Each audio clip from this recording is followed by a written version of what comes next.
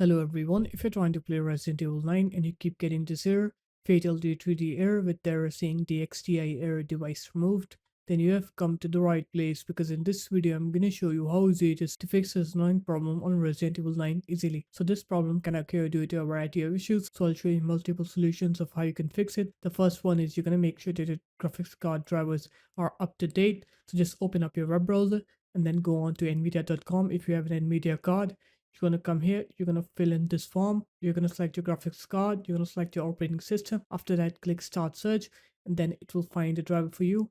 Download the latest game ready driver here.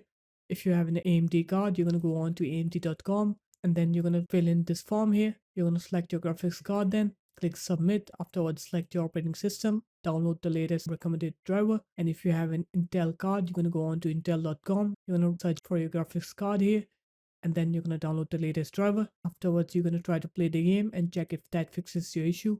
If it does, then good, but if it didn't, then I have another solution for you. You can try to turn off frame generation and upscaling on your game. So just go on to your games directory. So the default directory should be in your C drive, program files 86, Steam, Steam apps, common, Resident Evil Requiem, and then you're going to have a config.ini file here. Right click on it, click edit in notepad. You're going to have frame generation and upscaling here. If you can't find it, go into edit, click find, search for frame gen here.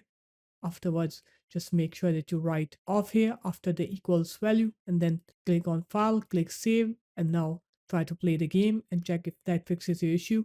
If it still didn't, then the last solution is you can try to turn down the game settings. So just go to your graphic settings on Resident Evil Requiem and turn everything down to either low or normal. So there it is guys, that's how easy it was. If you guys found this video helpful, make sure to leave a like, comment and subscribe to the channel, and I'll see you in my next video.